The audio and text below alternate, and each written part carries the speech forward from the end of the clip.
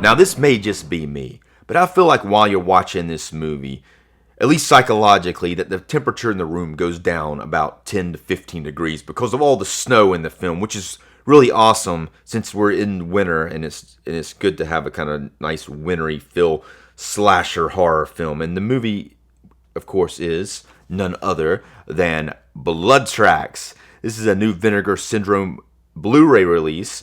It is a Blu-ray, but it is newly scanned and restored from a 35 millimeter of the original camera negative. Now, Vinegar Syndrome also announced another wintry slasher horror film called Ice that's going to be, I think they're releasing next month, maybe this month, later in this month. But anyway, today we're going to talk about Blood Tracks, and I'm going to talk a little bit about the plot. I'm going to show you the contents of the release, and we're going to rate the movie on a scale from 1 to 5, with 1 being the lowest, 5 being the highest. And if you haven't done so already, if you go ahead and like this video, subscribe to my channel. I'm Dave Watkins, Watkins Films. Now, Blood Tracks, apparently a lot of people have been, where I've read around, some people have been anxiously awaiting the release of this film. Now, personally, I've never heard of it, and I've never seen it. I've never seen it until, that is, I popped this in to watch it. Now, this is, like I said, it is a slasher film, and it kind of is a little bit of a mix of The Hills Have Eyes. It's got a little bit of that going for it. But this is kind of hilarious, too, in a way. It's not hilarious on purpose, which makes it even more hilarious. Let's talk about the plot here.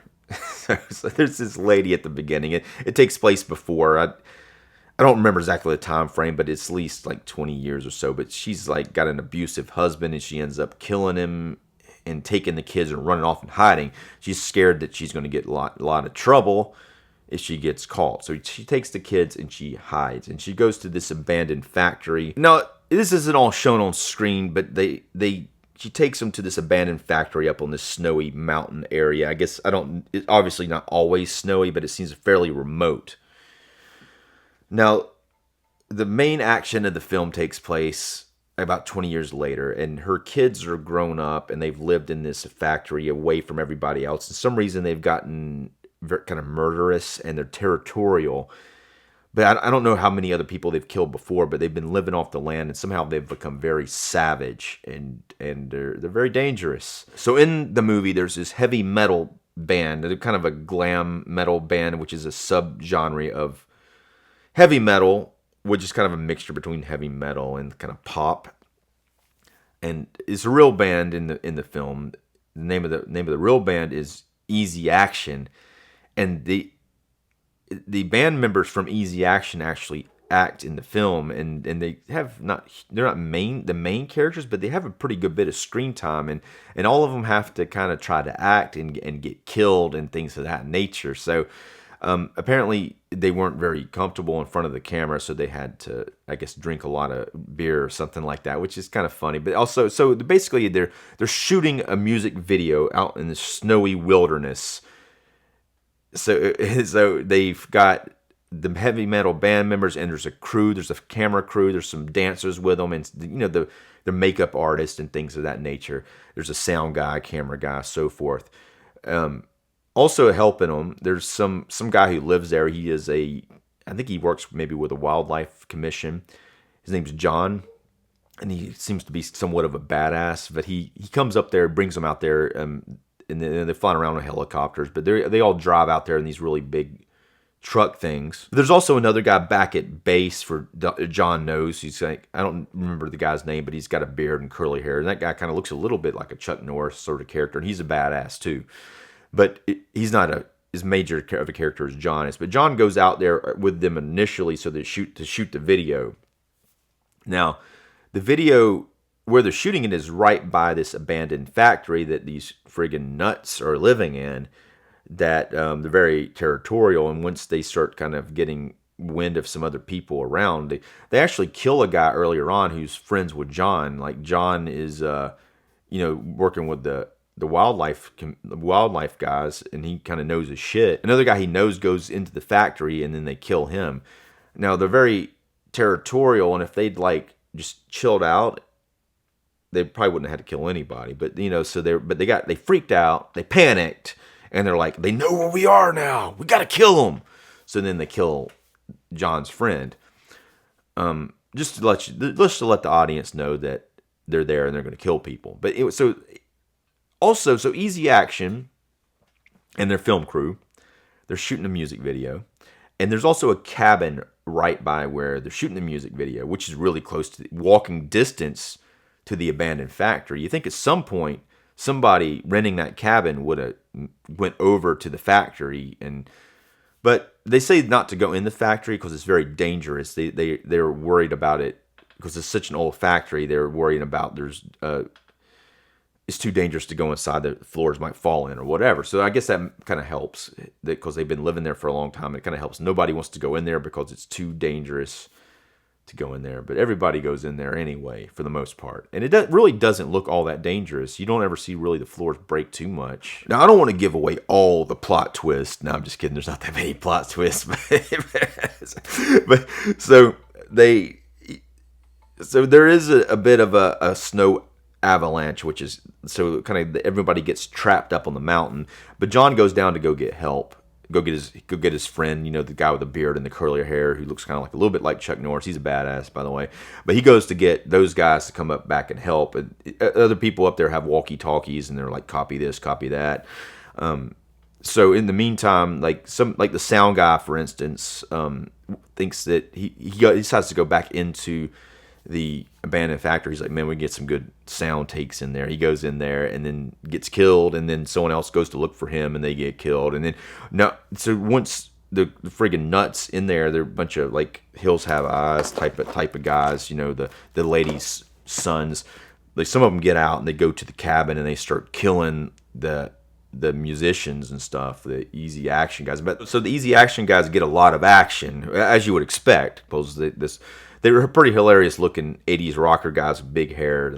But they got a bunch of dancers up there, a bunch of women who are pretty hot, and they like to take their clothes off. There's a lot of nudity and a lot of sex and things like that, which help the film, give some production value to the film. But the locations are pretty cool. You got a cabin, you got lots of snow, you got this abandoned factory, and you got a bunch of crazy dudes who want to come out and kill people. And it's pretty gory. There's several pretty good kills in it, really. The director of the music video has obviously the band has a hard time acting, so they had a few characters like the sound guy and the director of the music video. They have to hold up a lot of the acting. They're not really the best actors. The sound guy seems a little bit better. I mean, not that the other guy's bad. They kind of have him written kind of an asshole a little bit, but they don't treat him completely like an asshole, which is nice. But some of the crew members actually are pretty decent actors. The John guy he's not really never the best actor, but I do kind of like the idea of the character and the way he's kind of little like he's kind of full of himself, like. But he's got a lot of experience here in these conditions where everyone else doesn't, so he knows what he's doing and they don't, sort of thing. But he actually makes some comment earlier on that's really chauvinistic and hilarious. But and there's also a girl that John likes, and she seems to like him, and they talk back and forth on the walkie-talkie. After the shit hits the fan, he comes up and has to save her, and then he has to fight some of the guys. And I'm not going to give away every plot twist, but that's kind of what you do have.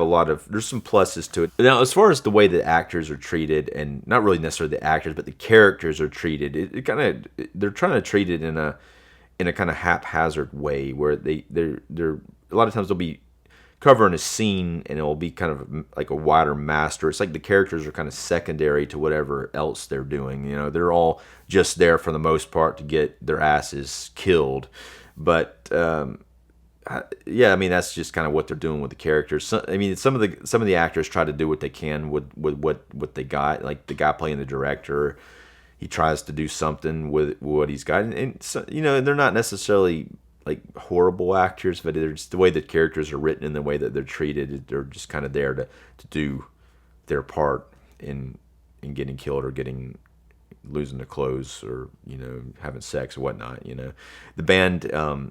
Easy Action, and earlier on, they do shoot the music video, and it's pretty hilariously awesome. And there's like, boom, they jump up from the camera and they sing, and it's a pretty hilarious, really scene. And they actually sing most of the song, which is called Blood Tracks. But they sing Blood Tracks, the song, and that's really apparently the only version of Blood Tracks, a song that they were ever recorded. So they don't have that available now. Easy Action is a Swedish band, which I've never heard of really, but apparently they're pretty legit. They've done some stuff. So they're still, I think they kind of disbanded for a while, but now they're kind of doing more stuff. They may have some new members, or most of them are probably new members, but they are back at it, and they're doing stuff. So let's take a look at this Vinegar Syndrome Blood Track release. Now this is a nice slipcover. Now here you got one of those crazy guys. I want to call them cannibals, but they're not really cannibals. They're just like crazy dudes that want to like just kill people. They don't do anything they don't try to like rape the women like they could do. They don't do that. They just want to kill everybody. That's all they're interested in doing. And they don't really try to eat them, but I could see them like almost like a Donner Party sort of thing. But I don't think they're too interested in actually eating anybody. But here you got this dude going after a girl, and you got another one of his brothers here with an axe. It's a pretty cool cover, and this is a new cover. On the back, I really like this. You got one of the dancers with the guitar, and you got some of the band of Easy Action kind of drawn in here. Now there are some pretty cool things, like there's a helicopter and some other things in here. This is pretty nice for production values. I'm sure this was difficult to shoot in the conditions that they were shooting in the snow and all that. But it's they even have some scenes outside in the snow with some nude people. So I assume that was pretty damn cold. So let's take a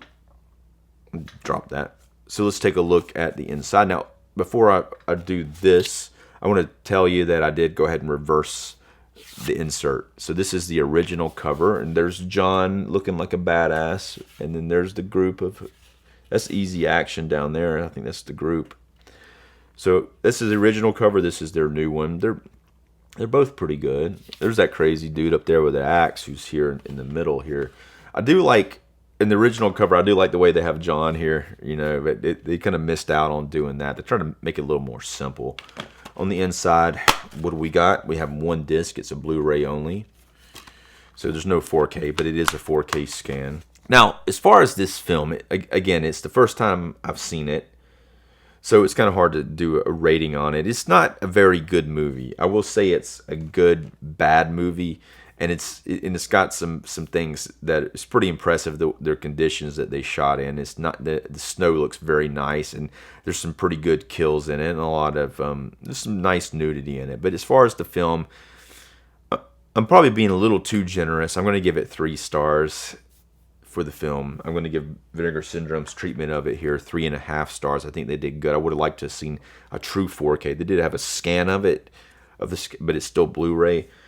It looks pretty good. The scan looks good. It is a scan of the original 35mm film. There's some deterioration of the negative, not huge. You have like a large amount of grain, especially earlier on with the credits and stuff. It does seem to be not too bad later on.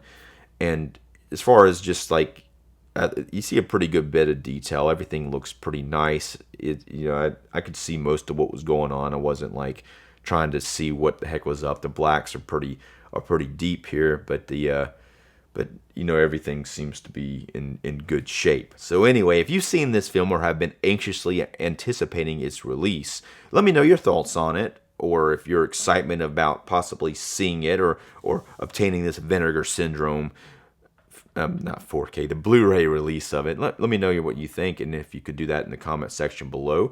And if you haven't done so already, go ahead and like this video, subscribe to my channel. I'm Dave Watkins. Thanks for watching.